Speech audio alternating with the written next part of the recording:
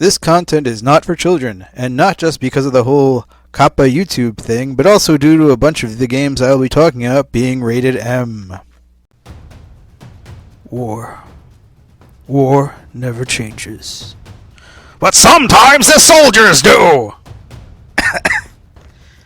This video was inspired by speculation around Fallout 76. I intended to strike while the iron was hot, but due in part to my normal procrastination, and the fact that I went a bit overboard with the art, it got to be pretty damn cold.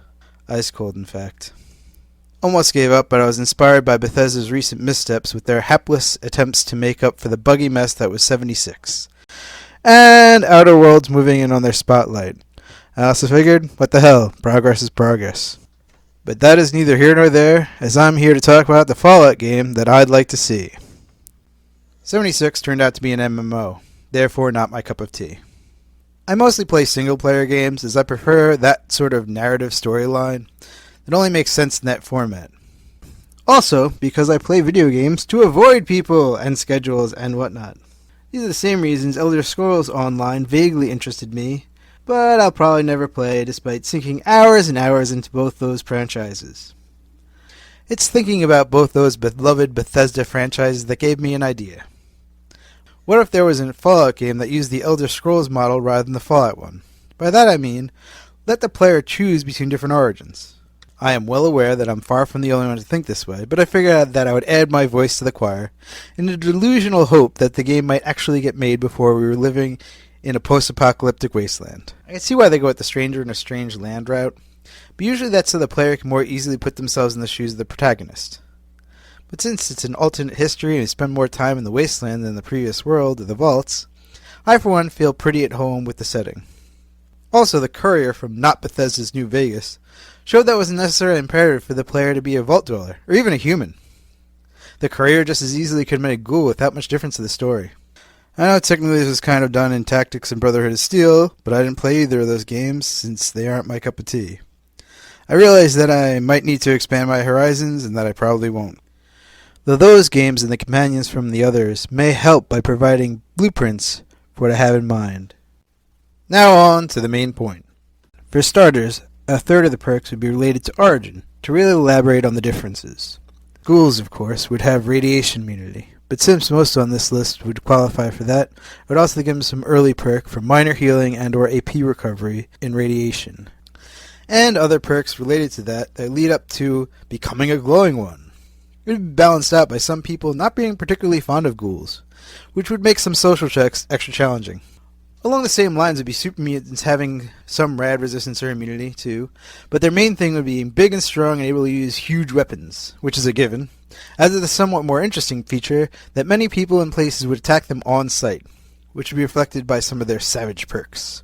The flip side would be that other super mutants would initially be non-violent and act like normal NPCs with them. Next up is robots, which have so many potential options that it boggles the mind. Most obviously, they would be healed with robot repair kits instead of normal means, and maybe extend that to consuming scrap like you would food. Many of the perks would be shown as physical upgrades, kind of like the robot building from Automaton. Much more likely would be the synths, which would have the ability to pass as humans for social checks, but also have the robot-type perks or cybernetic ones like in Old World Blues. Could go with something a little unexpected like the Zaytons or Zetons, wherever you pronounce that, for a little extra sci-fi flair. Way more unexpected would be a smart version of the more humanoid Mirelurks, such as the Lake Lurks or Mirelurk Kings. They would obviously start with water breathing, and maybe the other characters would not get that as a perk option. A sonic attack would be a cool perk for them, which could be boosted with others. Side note, it's funny how the term Mirelurk is thrown around to so many creatures, though mutations are weird, so I guess anything is possible. The funniest part to me is the difference between the Mirelurk King and Queen, but sexual dimorphism is true in some sea creatures, like the deep sea angler, so just a fun science fact.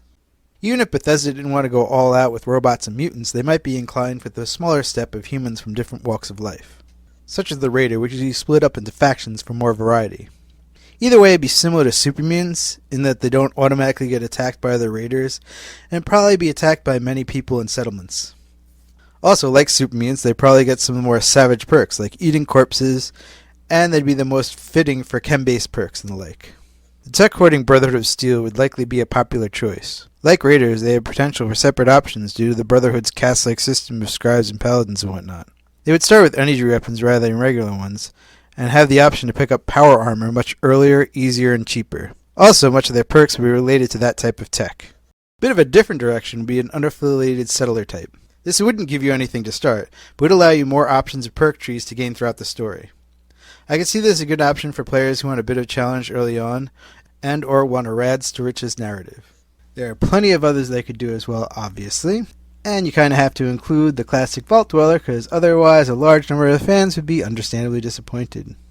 Side note, Fallout appreciates a good dogo as much as anyone else, so we can extend it to there as well. Anyways, how would this all work narratively? I have a few ideas, so if you want to hear them, then like, subscribe, and share everywhere. And Bethesda, feel free to use this. Maybe throw me in as an NPC. Or not. Well, that is my 2 caps anyway. Feel free to leave your 2 caps worth in the comments. Additionally, you can click on the links below to check out my other projects.